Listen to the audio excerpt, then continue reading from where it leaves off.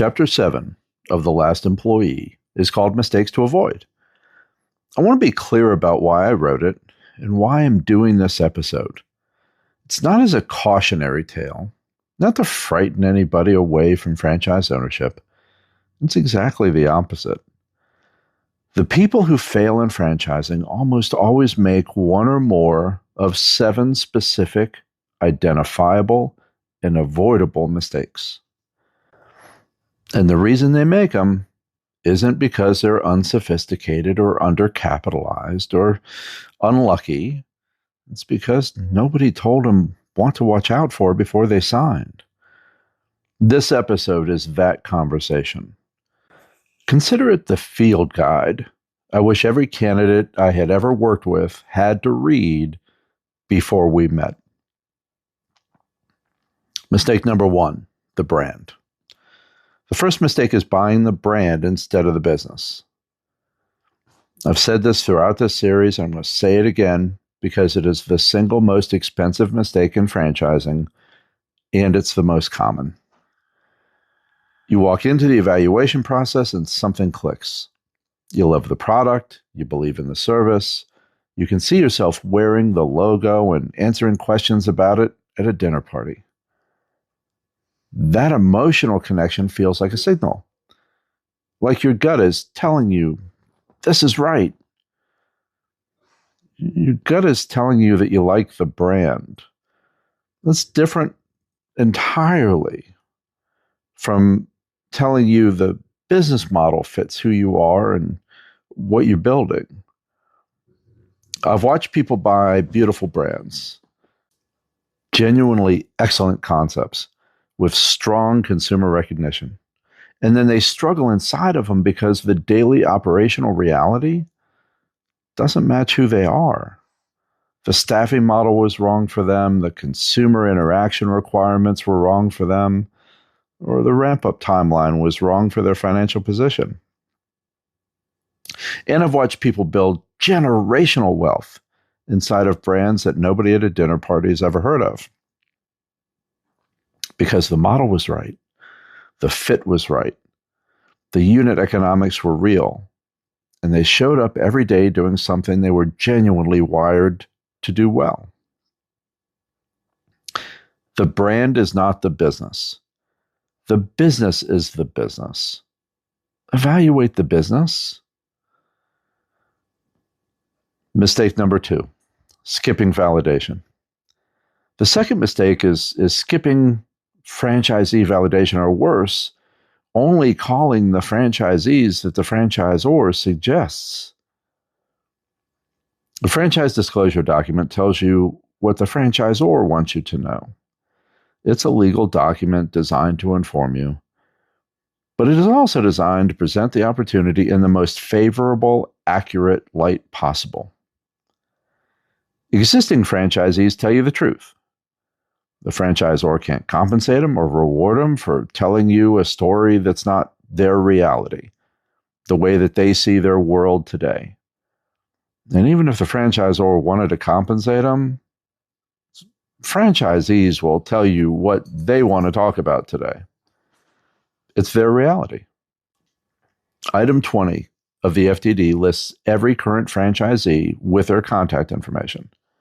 Now, if they're a retail franchisee, if they have retail stores or restaurants or gyms or what have you, that contact information may be that location.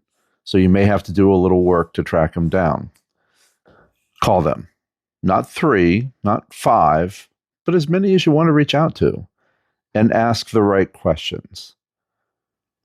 What do you know now that you wish you knew before you signed?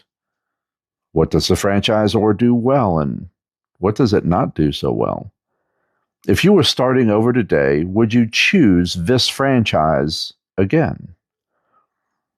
What does your first year actually look like versus what you projected?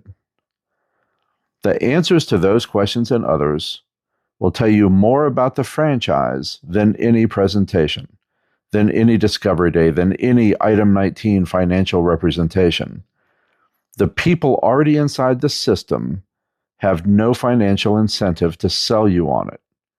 They will tell you the truth if you ask for it directly.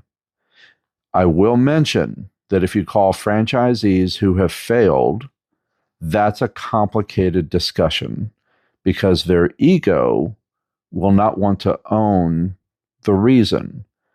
And sometimes it's a combination of them and the franchisor.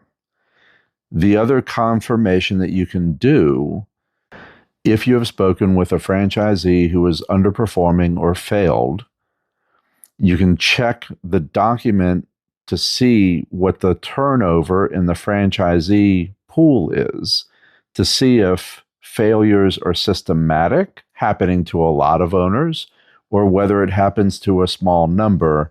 And you may be able to connect the dots to determine whether the franchisor has a problem or whether a couple of franchisees picked the brand or the business. Mistake number 3, undercapitalizing. The third mistake is undercapitalizing. It's more common than any sophisticated candidate expects. Every franchise takes longer to ramp up than the most optimistic projections in the franchise development process. And I've been doing this for 30 years, and I've never seen it hit every milestone in that aggressive timeline. Not ever. That doesn't mean that franchises don't succeed. They do, consistently across categories and brands. But the realistic timeline is almost always longer than the optimistic one. And if your financial plan requires everything to go right on schedule, the hiring, the marketing ramp up, the customer acquisition, the operational efficiency, you're already vulnerable before you open the door. Capitalize for the realistic scenario. Build in runway for the difficult one.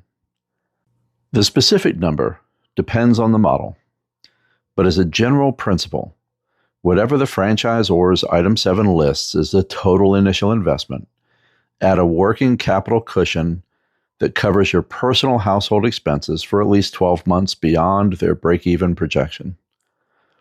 That cushion is not a cost.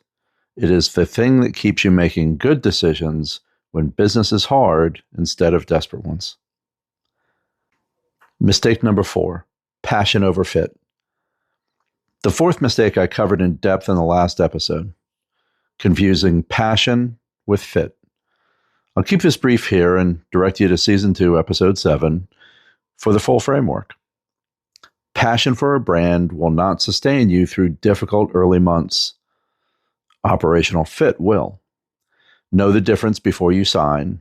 It is the difference between a franchise that works long-term and one that drains you regardless of how good the unit economics look.